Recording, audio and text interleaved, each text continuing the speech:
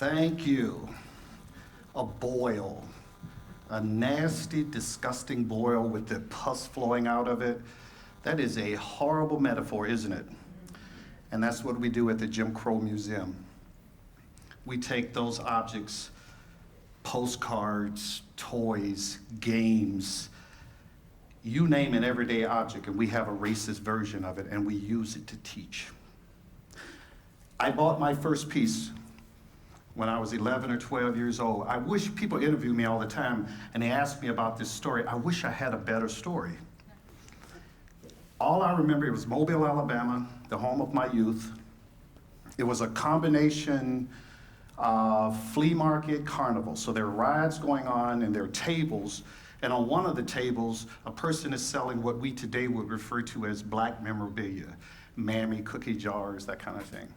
And I bought it, and I broke it.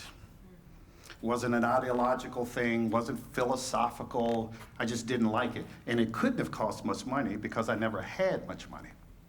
I don't remember anything else about that day, anything. That was my first piece.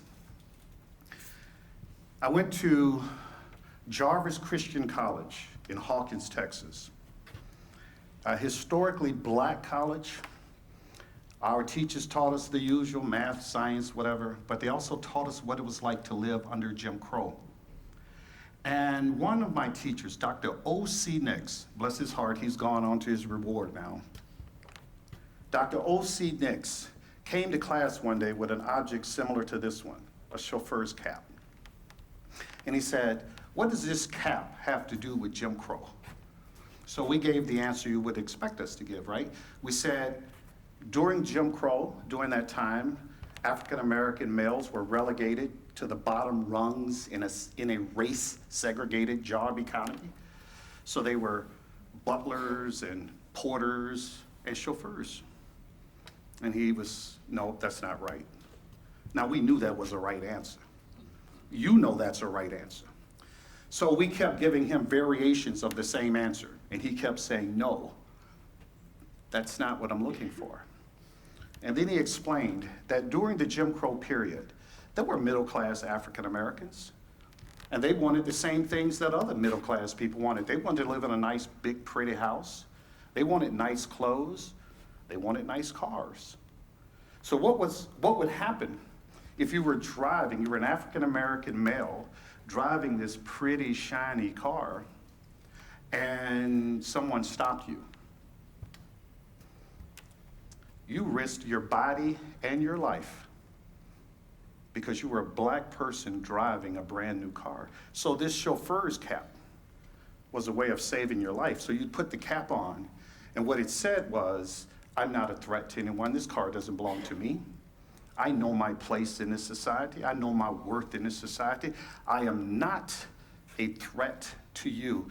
And I remember thinking, what if I took the objects that I was now creating, because see, I broke the first one. I didn't break the second, the third one, the fourth one. And what an odd thing that is for a young person to be collecting, right? But I started collecting. And by the time I got to Jarvis Christian College, I had several hundred pieces. And I thought, if he could use this object to teach, then how much more so I could use the pieces I had. So let's skip ahead a little bit. I went to the Ohio State University, by the way. And while at Ohio State, I continued collecting. I left there and I went to Ferris State University. And I was a sociologist, and I taught American minorities, intro to social, those kind of courses, and I would bring pieces into class. And I would show my students that I could see the power of objects. Matter of fact, I'll tell you this, if you show me the objects that a people produce, and I don't meet the people, I can still tell you about their attitudes, tastes, values, and behaviors, right? And so I'd bring pieces in. And one day someone said to me, there's an antique dealer, and she has a collection similar to your collection. And she's not that far, maybe 20 miles from here. And so I went there, and she was 40 years my senior, and we became friends. But she would not let me see her collection. She said she liked me too, because I was from down home, right? Mobile, Alabama, and she was from down south. She's like, no, I can't let you see it because if I let you see it, you're going to want it. And I promised her on a stack of Bibles that I was not going to want it. And she showed it to me. And I wanted it. In a room this size, on 3 of the walls from the floor to the ceiling were shelves, and every conceivable distortion of black people in 2- and 3-dimensional objects was represented. There were thousands of pieces in that room. And I remember the feeling that I had. I was overwhelmed. Sometimes now when people come to the Jim Crow Museum, I have to remind myself that that's their first time. And for me, that was my first time in a room like that. And I thought, I'm going to do what she did, but I'm going to do it in an academic setting. So you look at that picture, you don't have to be a sociologist. You don't have to be academic at all to understand that there's learning going on in that room. You know, we're not a shrine to racism. If anything, we're a shrine to the resiliency of African American people specifically, and to Americans more broadly, but we're a learning place. In 2012, we opened. I'll share with you this. I always had 2 great fears. The first one relates to the museum. The first one was that African Americans would not like it, that it would in some way be viewed as offensive to African Americans, and that has not been the case. The second fear I had was that I would die before it was built, and actually had a wreck going way too fast, hit a tree, totaled the car 2 weeks before the museum was scheduled to open. So by the way, when I say I'm glad to be here, I'm actually glad to be here. We opened in 2012. In other words, I'm glad to be anywhere. In 2012, we opened, and we've had people come from all over, not just the United States, the entire world. And we have deep conversations that Americans need to have. You know, I hear people say all the time, we don't want to talk about race. We're tired of talking about race. And yet they talk about race all the time. They talk about it at work. They talk about it in the hallways. They talk about it in ballparks.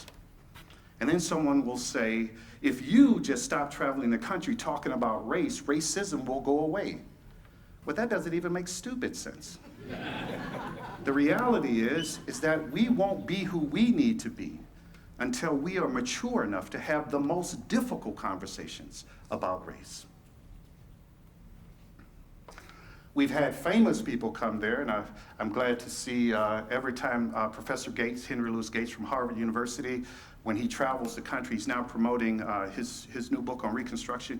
He throws a shout out to the Jim Crow Museum. He's been a friend of the museum, and Henry Rollins is there, and there's actually Malak Shabazz at the bottom. That's one of Minister Malcolm X's children. When Ms. Betty Shabazz, when Minister Malcolm was killed, she was pregnant with twins. That's one of the twins. She came to the museum one time, and she was talking to me, and she put her hand against her face like this, and if you know, that's a very famous picture of her father like that. It gave me chills. But we're not primarily a facility for celebrities. We are a facility for all Americans. And so we have high school groups come. We struggle with children, what to do with children, how old should children be? My general view is this: people should start talking about race as soon as they understand words. However, a facility like ours is probably number 15 or 16 or 17 on their journey. It should not be number 1. Over the last 300-400 days, we have not had a day when we did not receive unsolicited objects from the public. Part of it is because of a Vice interview. Every day when we go to the mailbox, there are boxes of racist objects that come to the museum. We display probably 7,000 or 8,000 pieces. We have another 7,000 pieces or so in storage, and we're getting more pieces. We've now reached the point, and you have to understand this because I was an obsessive collector. We've now reached a point where we're going to have to come up with a policy to not accept pieces. Do you understand how difficult that would be for me? Because the material that I donated in the mid-1990s to Ferris State University to start the collection, that wasn't a sample of what I had seen. It was a sample of what I could afford. And now people are giving us. We just received a collection of photographs from Bruce Davison photographs from someone else, millions of dollars. You look in history books, the civil rights sections, those iconic images, we just received the originals of those. I mean, that's a kind of validation. We didn't do it for that, but it feels good. And so now I have this other what if sort of moment, which is, what if the museum can become an even more important part of the discussion? As I said earlier, I believe that in order for us to deal with the racial, well, I'm going to stop right there and just pause and say this. I grew up in Mobile, Alabama. I'm hearing a level of racial discord in this country today that I heard in Alabama when George Wallace was governor, okay? That's not a political statement, it's just a statement of fact, right? And I look at history. I'm not a historian, I'm just a sociologist walking through history paying attention, but I notice patterns. We will benefit from having engaged conversations about race, and we will be punished as a nation if we don't. I don't know any other way to say that. And I hear each day people making comments that are unfounded, that are inaccurate. There ought to be places where you can, in an academic way, in an intelligent way, try to understand what happened, and then try as best as we can. Oh, let me put it this way. I don't remember which one of our presidents, well, I think it was President Reagan, and he talked about that city on the top of the hill. I mean, that's so corny, isn't it? It's trite, it's mawkish. I believe in that city on the top of the hill. You don't know the things I've read in our past. I read hundreds of pages of old newspapers every night. By the way, the modern technology is incredible for research. I have seen this country at its absolute worst in terms of violence, in terms of the way groups were mocked and dismissed as cultural lessers. I've seen it all. And yet, I believe that a better America is possible.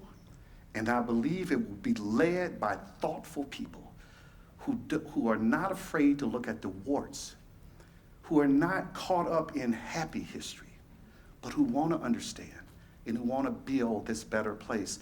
Anyway, I'll end with this.